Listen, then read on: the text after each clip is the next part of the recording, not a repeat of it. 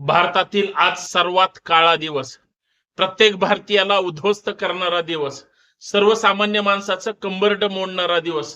आजचा दिवस म्हणजे शेतकऱ्यांना, कष्टकऱ्यांना, कामगारांना देशधडीला लावणारा दिवस.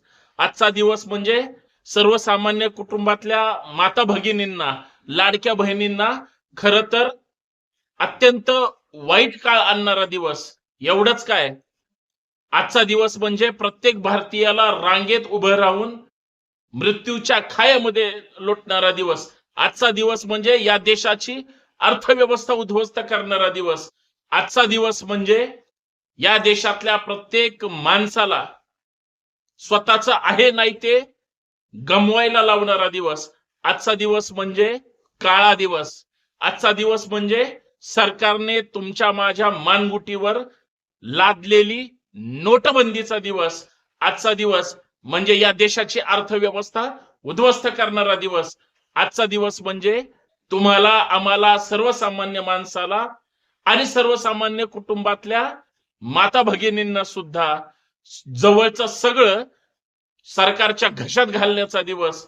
आजचा दिवस परत आयुष्यात कधीही न आला पाहिजे असा दिवस. मित्रांनो, आजच्या दिवसाचं किती कौतुक सांगावं, आजच्या दिवसाचे किती गोडवे गावेत का आजच्या दिवसाबद्दल सरकारला, त्यांच्या भूमिकेला किंवा त्यांच्या घाणेरड्या त्या घोषणेला करावा तेवढा निषेध कमी आहे, याबद्दल चर्चा करायचे. सर्वांना जय महाराष्ट्र, जय शिवराय, जय जिजाऊ. मी संतोष शिंदे आपल्या सर्वांचं या सामाजिक विचारपीठावर मनपूर्वक हार्दिक स्वागत करतो. विनंती एवढीच आहे, व्हिडिओ शेवटपर्यंत पहा, जास्तीत जास्त हा व्हिडिओ शेअर करा. प्रत्येक भारतीयाला वाटलं पाहिजे, महाराष्ट्रातल्या प्रत्येक जनसामान्यांना वाटलं पाहिजे, होय माझी लूट झाली, होय माझ्या डब्यात जपून ठेवलेले पैसे अचानक सुरक्षित असलेले पैसे चोराच्या हातात दिले. होय, आजचा दिवस हा खरंच काळाकुट्ट दिवस आहे आणि याच विषयावर चर्चा करायचे. म्हणून आपलं हे लाडकं युट्यूब चॅनल आपण सबस्क्राईब करायला विसरू नका. बेल आयकॉन प्रेस करा आणि इथं तुम्हाला जाहिरात दिसेल, त्याला प्रेस करा. प्रत्येक घरात, प्रत्येक कुटुंबात महिला भगिनी असतात. पुरुष त्यांचे पैसे बँकेत ठेवतील किंवा अजून कुठं ते सेफ मध्ये ठेवतील, पण आमच्या महिला भगिनी प्रत्येक कुटुंबातली, ती कुठल्याही गावातली असू द्या, कुठल्याही शहरातली असू द्या, ती सर्वसामान्य असू द्या, ती कुठल्याही घरातली असू द्या, तिनं तिच्या कुटुंबात जो काही खर्च होतो त्याच्यातून सुद्धा 2-2 रुपये वाचवून तिनं साखरेच्या शेजारच्या डब्यामध्ये ठेवलेले असतात, तिनं डाळीच्या डब्यामध्ये ठेवलेले असतात, तिनं तांदळाच्या किंवा एखाद्या जुन्या अशा पेटीमध्ये डब्यामध्ये ठेवलेले असतात. ते पैसे उद्या कशाला तरी कामाला येते. हे जे पैसे ती सेव्ह करून ठेवते, ती तिच्या पोटाला, तिला हवं नको ती काहीच पाहत नाही. ती माता भगिनी, ती महिला भगिनी तिच्याकडे असणारे ते पैसे ती एक स्वतःची रिझर्व्ह बँक म्हणून ठेवते. मग ती कधी 500ची नोट असते, ती कधी 1000ची नोट असते. आणि तुम्हाला चांगलं आठवत असेल, 8 नोव्हेंबर 2016 रोजी या भारतामध्ये एक काळा निर्णय घेण्यात आला आणि तो काळा निर्णय या महाराष्ट्रासाठी, या देशासाठी अत्यंत वाईट दिवस होता. तो दिवस परत कधीही कुणाच्या आयुष्यात 8 नोव्हेंबर 2016 रोजी तो काळा दिवस इथल्या छोट्या हातावर पोट असणाऱ्या माणसाचं, छोटे मोठे उद्योग असणाऱ्या माणसाचं, काहीतरी काबाड कष्ट करणाऱ्या माणसाचं किंवा सर्वसामान्य महिला भगिनींचं आर्थिक गणित उद्ध्वस्त करणारा, छोट्या मोठ्या उद्योगातून त्याला उद्ध्वस्त करून टाकणारा किंवा सर्वसामान्य माणसाचं कंबरड मोडणारा निर्णय म्हणजे नोटबंदी. तो याच 8 नोव्हेंबर, आजपासून थेट 8 वर्षापूर्वी त्या ठिकाणी हा दिवस उजडला. हा दिवस काय चांगला मेसेज घेऊन आला नव्हता. हा दिवस तुमच्या आयुष्यात चांगले दिवस आणणारा नव्हता.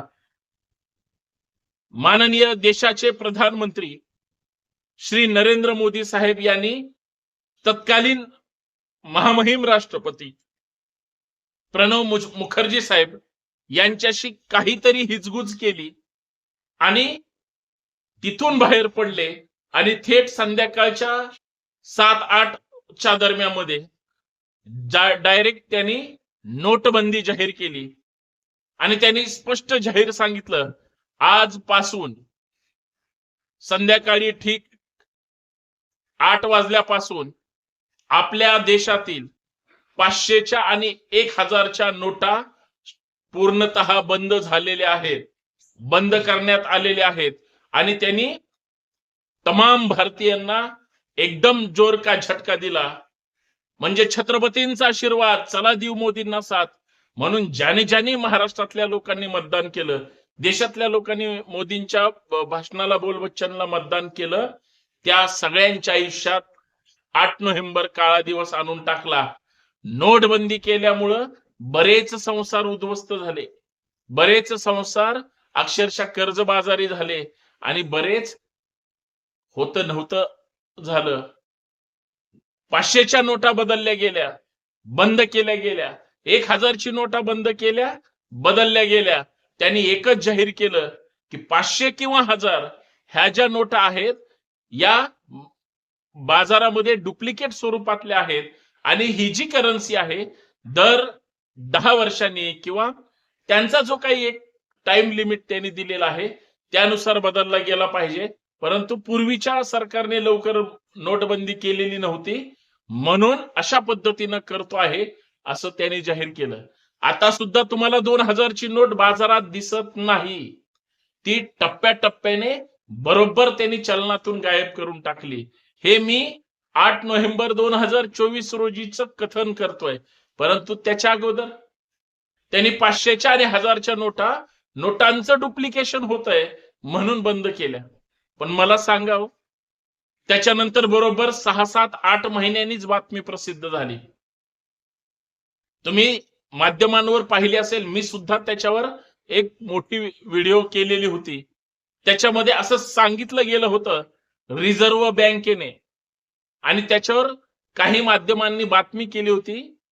तर नवीन नोटा आल्यानंतर म्हणजे जुन्या नोटा ह्या डुप्लिकेशन जास्त होतं म्हणून नवीन नोटा बाजारामध्ये आल्या. परंतु नवीन नोटामध्ये बारकीची पै असं आहे, याचे वैशिष्ट्य असे आहेत, वेगळ्या वेगळ्या वल्गना करण्यात आल्या. मग 100ची आली नवीन नोट, 200ची आली, मग त्यांनी 500ची सुद्धा नोट आणली आणि मग 1000ची बंद करून 500 नंतर थेट 2000ची नोट मार्केटमध्ये आली. छपाई झाली. परंतु नवीन नोटा आल्यानंतर थेट नवीन नोटांच्या 7-8 महिन्यामध्ये, वर्ष धरू आपण, या देशामध्ये परत चलनी नोटामध्ये परत डुप्लिकेट नोटा येऊ लागल्या. सरकार परत तोंडघशी पडलं आणि ज्यावेळेस आकडेवारी शोधण्यात आली त्यावेळेस या देशाचे जे शत्रू आहेत, देशद्रोही आहेत, ज्यांनी डुप्लिकेट नोटा बनवल्या, याचा अर्थ आमच्या भारतीय करन्सीमध्ये त्यांनी फ्रॉड त्या ठिकाणी केला. हे साहजिक आहे. जे जे डुप्लिकेट असतात किंवा जे जे गद्दार, वाईट, घाणेरडे असतात ते या देशाचे शत्रू समजले पाहिजेत. तशाच पद्धतीनं 500च्या किंवा 2000च्या किंवा 100च्या सगळ्या नोटा नंतर परत डुप्लिकेट आल्या आणि कमीत कमी 60% 70% इतक्या प्रमाणात 104% नोटा डुप्लिकेट मार्केटमध्ये आले. असं तत्कालीन त्यावेळेस रिझर्व्ह बँकेने किंवा त्यांच्या संबंधित व्यक्तींनी जाहीर केला आणि तो डेटा घेऊन मग माध्यमांनी बातम्या लावल्या. मला तुम्हाला एवढंच सांगायचंय, या देशाला जे जे फसवतात ते नोटबंदीची किंवा नोट बदलीची अजिबात वाट पाहत नाहीत.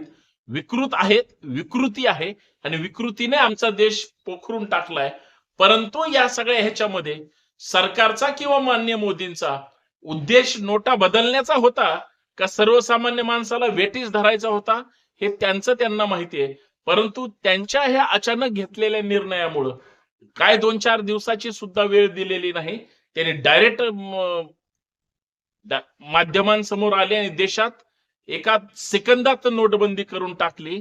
पण ज्यावेळेस चलनात नवीन नोटा आल्या होत्या त्यावेळेस ह्यांचेच जे कार्यकर्ते किंवा चेले चपाटे असतील गाव गल्लीतले, हजारो कोटी रुपये बऱ्याच लोकांनी लगेच त्यांचे जुन्याचं नवी केलं, करन्सी बदलली. आता त्यावेळेस एक संधी देण्यात आलेली होती, ज्यांच्याकडे ज्या ज्या नोटा असतील त्यांनी ते आणून बँकेत भरायच्या आणि तेवढी रक्कम घेऊन जायची. पण जे लाखो करोडो ज्यांच्याकडे ब्लॅक मनी आहे, आता दुसरा मुद्दा त्याच्यातला महत्वाचा होता, डुप्लिकेट नोटांचा, तसा ब्लॅक मनीचा सुद्धा होता. या देशामध्ये ब्लॅक करन्सी भरपूर प्रमाणात आहे असं सरकारला वाटत होतं, म्हणून सरकारने हे केलं.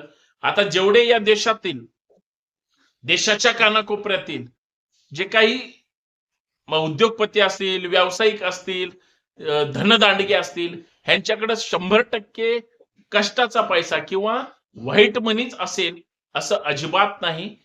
सत्ताधारी असो किंवा विरोधक असो, सगळ्यांकडे झाडून हा ब्लॅकचा पैसा असतोच. ते कधीच म्हणू शकत नाही होय माझ्याकडे व्हाईट मनी आहे. असे सगळे पैसे सरकारला बँकेत आणून जप्त करून त्याच्या मागे भुंगे लावायचे होते. पण या सगळ्या गोंधळामध्ये सर्वसामान्य माणसाला उद्ध्वस्त करून टाकण्यात आलं, हे कधीही विसरता येणार नाही. आणि हाच मोठा म्हणजे त्रास या महाराष्ट्रातल्या देशातल्या जनतेवर झाला. ब्लॅक मनी जेवढा भारतात आहे असं सांगण्यात आलं होतं की तो परदेशात सुद्धा आहे, आणि मोदीजी परदेशात असणारा सगळा काळा पैसा हे भारतात आणणार. ते तर सोडा, ते तर झालंच नाही, परंतु भारताला चुना लावून बरेच उद्योगपती सरकारच्या आशीर्वादानं जे परदेशात पळून गेले आणि त्यांच्याकडे हजारो करोडो लाख कोटी पैसे असताना सुद्धा त्यांचं कोणीही वाकडं करू शकलं नाही. उलट त्यांना ह्या 7-8-10 वर्षात वापस आणायचं सोडा, त्यांच्याबद्दल तशी वापस आणण्याची कृती कार्यक्रम कारवाई सुद्धा झालेली नाही. फक्त तात्पुरत्या तकलादू बातम्या हे होतात. शेवटी फंडिंग तिकडून पण मिळणार आहे आणि शेवटी फंडिंग इथून पण मिळणार आहे, हे ज्यांना ज्यांना माहित होतं ते फक्त सगळे हे यांचा तमाशा पाहत होते. पण मित्रांनो, या आजच्या काळ्या दिवसामुळं, या नोटबंदीमुळं धनदांडग्यांचा पैसा सरकारच्या तिजोरीत जमा होतोय, याच्याबद्दल दुःख वाटायचं काही कारण नाही.